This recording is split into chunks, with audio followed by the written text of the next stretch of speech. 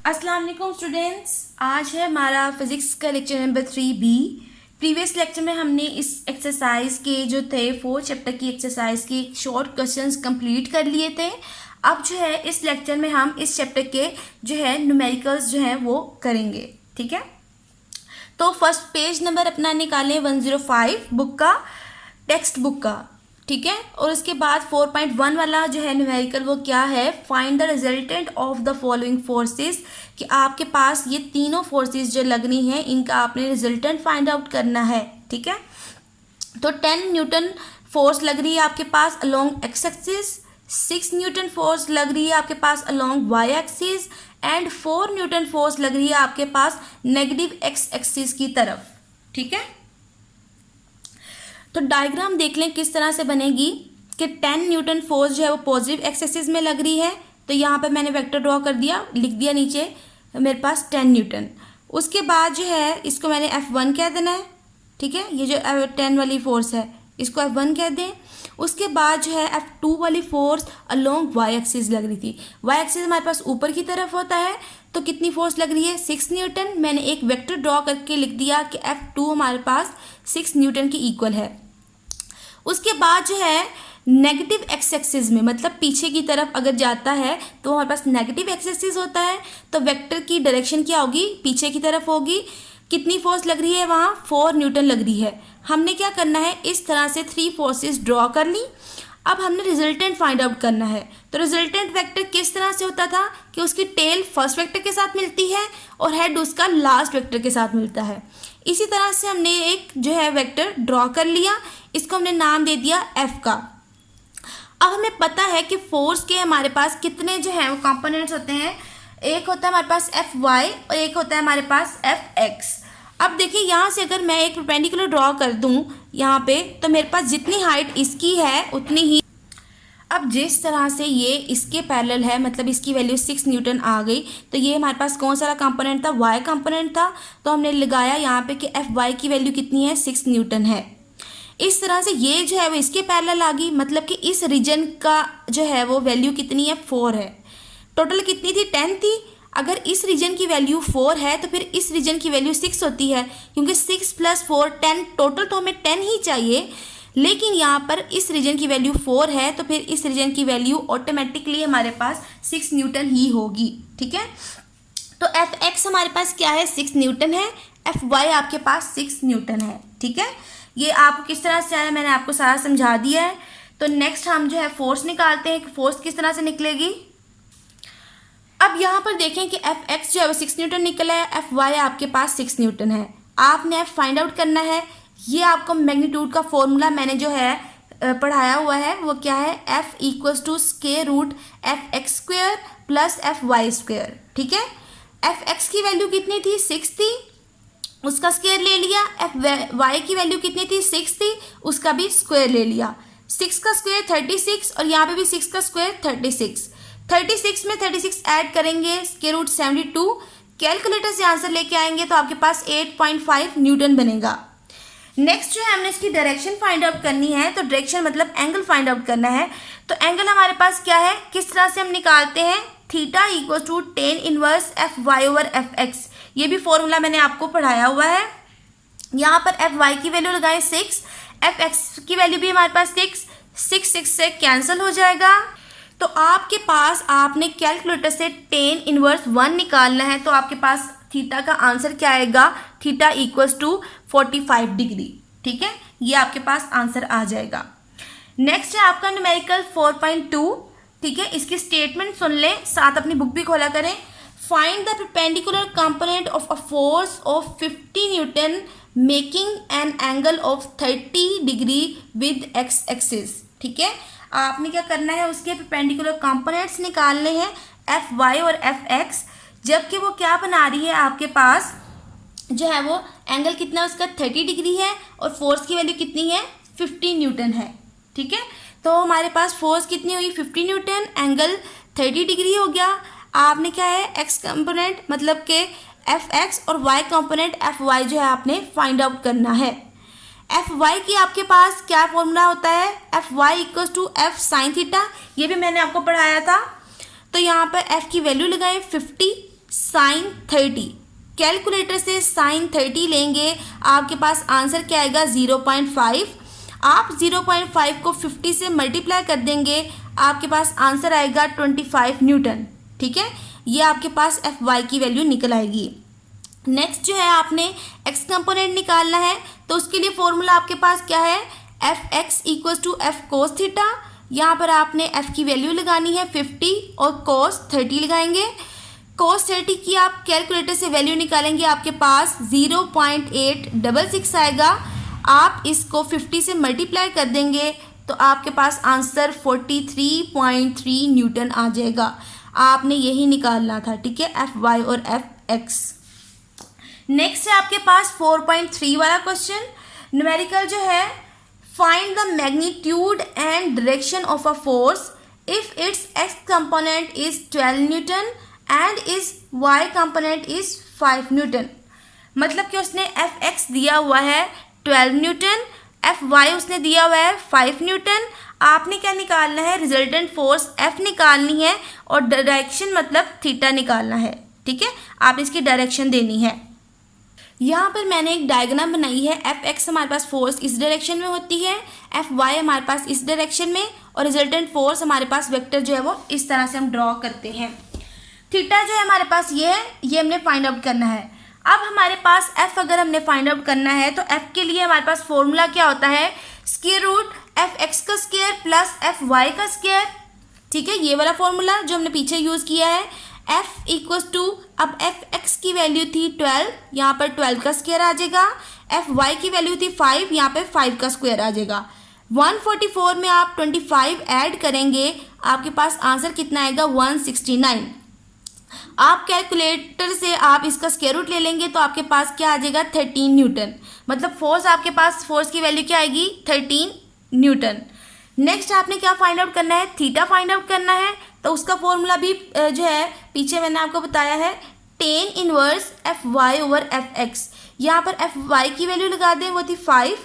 अब F x की value थी 12। कैलकुलेटर से 5 को 12 से डिवाइड करें, जो आंसर आएगा उसका tan इनवर्स ले लें। ठीक है, tan इनवर्स लेंगे उस वैल्यू का तो आपके पास आंसर क्या आएगा 22.6 डिग्री। अब मैंने आप जो है आपने अपने कैलकुलेटर पे ध्यान रखना है, ये एंगल निकालते वक्त कि आपकी जो सेटिंग है उसकी स्क्रीन पर डी शो हो रहा होगा। अगर डी शो होगा तो फिर आपके पास डिग्री में आंसर आएगा, अगर आर शो होगा तो वो रेडियन में आंसर आएगा।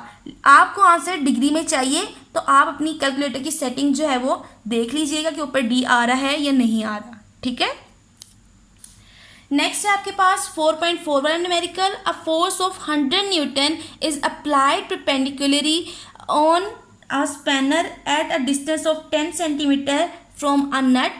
Find the torque produced by the force. मतलब कि उसने आपको फोर्स दी हुई है 100 न्यूटन और मोमेंट आर्म दिया हुआ है उसने 10 सेंटीमीटर। ठीक है, मोमेंट आर्म को हम एल से शो करते थे, वो उसने कितना दिया हुआ है 10 सेंटीमीटर दिया है। हमने इसको मीटर में कन्वर्ट करना है पहले। ये जो मोमेंट आर्म उसने हमें दिया है सेंटीमीटर में, इसको हमने पहले मीटर में कन्वर्ट करना है। मीटर में कन्वर्ट करने के लिए हम इस 10 को 100 से डिवाइड करेंगे तो हमारे पास L की वैल्यू क्या आएगी 0.1 मीटर। ठीक है, अब नेक्स्ट हमने टॉर्क निकालना है। तो टॉर्क का फॉर्मूला हमारे पास क्या होता है, F क्रॉस L। F की वैल्यू 100 लगाएं, L की वैल्यू 0.1 लगाएं, मल्टीप्लाई करेंगे आप तो आपके पास आंसर कितना निकलेगा 10 न्यूटन मीटर। ये आपके पास जो रिक्वायर्ड टॉर्क है वो निकल आएगी। नेक्स्ट है आपके पास 4.5 वाला numerical. A force is acting on a body making an angle of 30 degree with the horizontal. The horizontal component of the force is 20 newton. और आपने क्या फाइंड आउट करना है, फोर्स आपने फाइंड आउट करनी है। ठीक है, तो यहाँ पर हमारे पास उसका आपने जो दिया हुआ है, उसने एंगल दिया हुआ है कितना 30 डिग्री का, और एक्स कंपोनेंट उसने फोर्स का दिया है F X equal to 20 newton, और उसके बाद फोर्स आपने फाइंड आउट करनी थी। अब आपके पास एफ एक्स है तो आपने एफ एक्स का फॉर्मूला क्या लगाना है, F X equal to F cos theta. यहाँ से आप जो है वो एफ की वैल्यू फाइंड आउट कर सकते हैं। एफ एक्स की वैल्यू कितनी थी 20 थी, साथ एफ वैसे ही रहने दें, ये आपने फाइंड आउट करना है। कोस 30 लगाएं, कैलकुलेटर से कोस 30 की वैल्यू आपके पास निकलेगी बेटा 0.866। आपने F निकालना है तो F के साथ 0.866 मल्टीप्लाई हो रहा है तो उधर जाकर क्या आ जाएगा, डिवाइड हो जाएगा। 20 के साथ ये डिवाइड होगा तो आपके पास फोर्स क्या निकलेगी, 23.1 न्यूटन। 20 को आप जब 0.866 से डिवाइड करेंगे तो आपके पास आंसर निकलेगा 23.1 न्यूटन। ठीक है। नेक्स्ट है बेटा आपके पास 4.6 वाला question. The steering of a car has a radius of 16 centimetre, find the torque produced by a couple of 50 Newton. ठीक है, तो आपने क्या फाइंड आउट करना है, यहाँ पर आपने टॉर्क जो है वो फाइंड आउट करनी है। रेडियस कितना दिया हुआ है, 16 सेंटीमीटर। आपने जो है सबसे पहले इसको जो है वो मीटर में कन्वर्ट करना है। मीटर में कन्वर्ट करने के लिए आप इसको 100 से डिवाइड करेंगे, आंसर आएगा आपके पास 0.16 मीटर। फोर्स कितनी है आपके पास, 50 न्यूटन की है। टॉर्क जो है उसका फॉर्मूला हमारे पास है R क्रॉस F।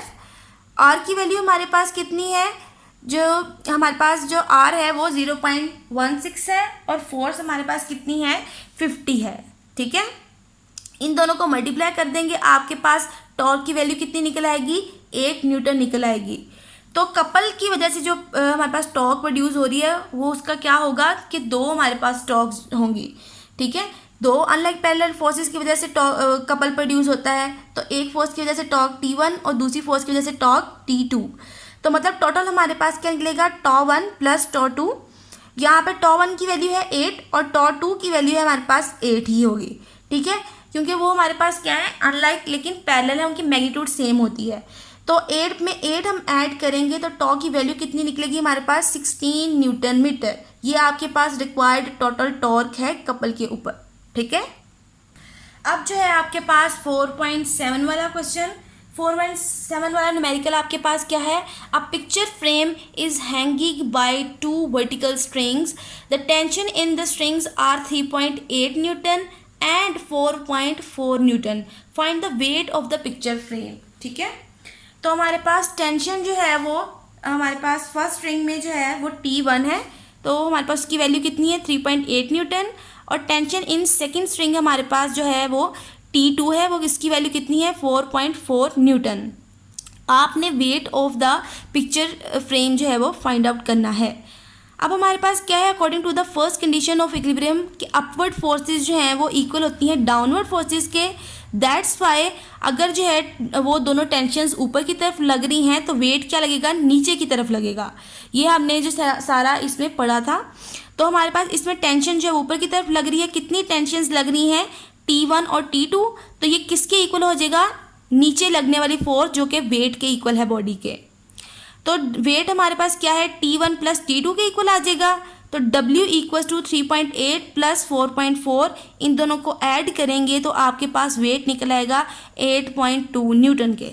ठीक है, ये आपका न्यूमेरिकल ये वाला कंप्लीट हो गया। अब है आपके पास 4.8 वाला numerical. 2 blocks of the masses 5 kg and 3 kg are suspended by the 2 strings as shown in the figure. Find the tension in each string. आपने दोनों स्ट्रिंग में जो है वो टेंशन फाइंड आउट करनी है। तो स्टार्ट करते हैं। Mass of the first block कितना है, 5 kg था।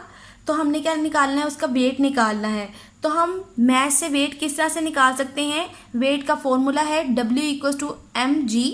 तो इसमें हमने 2 मैसेज है ना, तो हमने इसको जो है वो अलग अलग करने के लिए कि ये इससे अलग है, हम शो कर दिया कि W1 है और ये M1 है, पहला वाला मैस। तो W1 किस तरह से निकलेगा आपके पास, M1g। उसके बाद आप M1 की वैल्यू लगाएंगे, वो आपके पास कितनी है, 5, और G की वैल्यू हमें पता है वो 10 होती है। 5 को आप 10 से मल्टीप्लाई कर देंगे तो आपके पास क्या निकल आएगा, यहाँ पर 50 न्यूटन जो आपके पास होगा W1।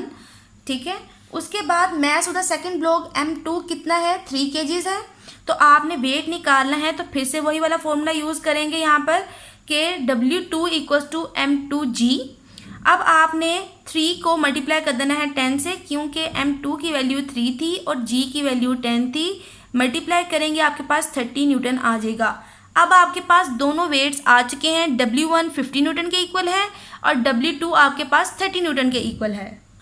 अब आपने tension in the first string T1 find out करनी है और tension in the second string T2 find out करनी है। फर्स्ट कंडीशन ऑफ इक्विलिब्रियम के मुताबिक आपके पास T1 क्या निकलेगी, यहाँ पर डायग्राम में देखें आपके पास T1 क्या है, इन दोनों जो है वो फोर्सेस का सम आएगा, ठीक है। फोर्सेस मतलब हमारे पास जो वेट है। तो हम क्या करेंगे कि पहले जो हमारे पास W1 है उसकी वैल्यू और जो W2 था उसकी वैल्यू को प्लस कर देंगे, तो आपके पास टेंशन 1 क्या निकल आएगी, 80 न्यूटन।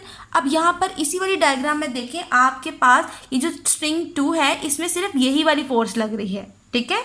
तो इसमें जो है टेंशन प्रोड्यूस होगी इसी फोर्स की वजह से जो कि इसका वेट होगा।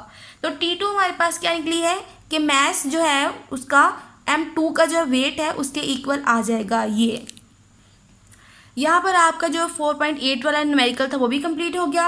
नेक्स्ट है आपके पास अब 4.9 वाला न्यूमेरिकल। उसकी स्टेटमेंट क्या है आपके पास, a nut has been tightened by a force of the 200 newton using 10 centimetre long spanner. What length of a spanner is required to loosen the same nut with 150 Newton force, ठीक है। तो start करते हैं अपना 4.9 वाला numerical. उसने F1 कितना दिया हुआ है, 200 न्यूटन दिया है। L1 जो है मोमेंट आर्म उसने कितना दिया है, 10 सेंटीमीटर। इसको हमने मीटर में कन्वर्ट करने के लिए 100 से डिवाइड करेंगे तो हमारे पास आंसर आएगा 0.1 मीटर। F2 वाली फोर्स ने हमें क्या दी हुई है, 150 न्यूटन। हमने जो है second moment arm find out करना है L2, ठीक है। According to the second condition of equilibrium we have कि समेशन टॉ जो है हमारे पास 0 होता है। तो इसका मतलब ये क्या है कि clockwise torque equals to anti clockwise torque. यही हमारे पास होगा ना कि क्लॉकवाइज टॉर्क जो है वो एंटी क्लॉकवाइज टॉर्क के इक्वल है, फिर ही यहाँ से 0 आएगा। अब हमारे पास क्लॉकवाइज टॉर्क का हमारे पास फॉर्मूला क्या है, यहाँ पे टॉर्क का फॉर्मूला लगाएंगे F2 मल्टीप्लाई बाय L2 और यहाँ पर टॉर्क का फॉर्मूला लगाएंगे F1 मल्टीप्लाई बाय L1। अब हमारे पास F2 की वैल्यू भी है, F1 की वैल्यू भी है एंड L1 की वैल्यू भी है। यहाँ पर लगा देंगे सबकी वैल्यूज़। 150 मल्टीप्लाई बाय L2 जो हमने फाइंड आउट करना है, F1 की वैल्यू 200 एंड L1 की वैल्यू 0.1। अब जो है L2 उसके साथ 150 मल्टीप्लाई हो रहा था, यहाँ पर आकर डिवाइड कर जाएगा। तो 200 को आप 0.1 से मल्टीप्लाई करके उसके बाद 150 से डिवाइड करेंगे तो आपके पास आंसर क्या आएगा, L2 इक्वल टू 0.133 मीटर। आपने इसको सेंटीमीटर में कन्वर्ट करना है तो आप क्या करेंगे, इसको 100 से मल्टीप्लाई करेंगे तो आपके पास वैल्यू कितनी आएगी, 13.3 सेंटीमीटर, ठीक है। ये आपके पास L2 निकल आएगा। नेक्स्ट है आपके पास 10 वाला numerical. A block of mass 10 kg is suspended at a distance of 20 centimetre from the centre of uniform bar 1 metre long. What force is required to balance it at its centre of gravity by applying the force at the other end of the bar. कि आपने बताना है कि कितनी force इसके ऊपर लगाएं उसको बैलेंस करने के लिए। मतलब एक फोर्स उसने F1 दी हुई है तो F2 जो है वो हमने निकालनी है। यहाँ पर हमारे पास मास ऑफ द ब्लॉक कितना है, 10 kg है। तो वेट हमने निकालना है, तो वेट हम किस तरह से निकालेंगे, W इक्वल टू mg। वो जो वेट आएगा वो F1 के इक्वल होगा, फोर्स F1 के इक्वल होगा। यहाँ पर m की वैल्यू 10 और g की वैल्यू भी 10, मल्टीप्लाई करेंगे 100 न्यूटन आ जाएगा। अब आपके पास L1 कितना है, L1 है आपके पास 20 सेंटीमीटर और इसको मीटर में कन्वर्ट करने के लिए आपको इसको 100 से डिवाइड करना पड़ेगा। तो आपके पास आंसर क्या निकलेगा, 0.2 मीटर। उसके बाद आपके पास L2 क्या है, 50 सेंटीमीटर है। तो आपने क्या करना है, इसको 100 से डिवाइड करेंगे तो आपके पास आंसर कितना निकल आएगा, 0.5 मीटर, ठीक है। आपने F2 यहाँ पर फाइंड आउट करना है। According to second condition of equilibrium we have कि सेकेंड कंडीशन ऑफ इक्विलिब्रियम के मुताबिक हमारे पास समेशन टॉ जो है वह इक्वल टू 0 है। कि मतलब पीछे वाली कंडीशन लगाएंगे, clockwise torque equal to anti clockwise torque. यहाँ पर क्लॉकवाइज टॉर्क के लिए F2 मल्टीप्लाई बाय L2 और एंटी क्लॉकवाइज टॉर्क के लिए F1 मल्टीप्लाई बाय L1। ये मैं आपको क्लॉकवाइज और एंटी क्लॉकवाइज टॉर्क का सारा मेथड समझा चुकी हूँ। तो जो है वो किस फोर्स से कौन से टॉर्क प्रोड्यूस होगी तो उसके अकॉर्डिंग है ये फॉर्मूला।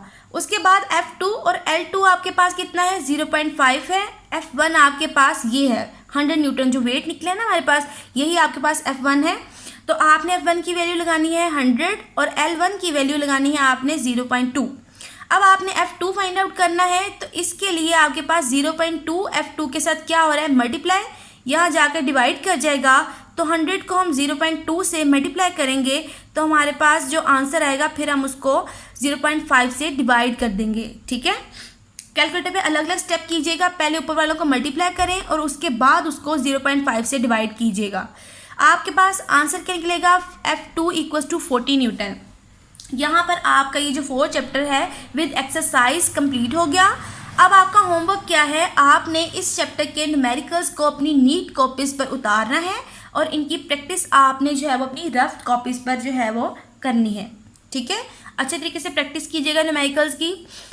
स्टे ब्लेस्ड, अल्लाह हाफिज़।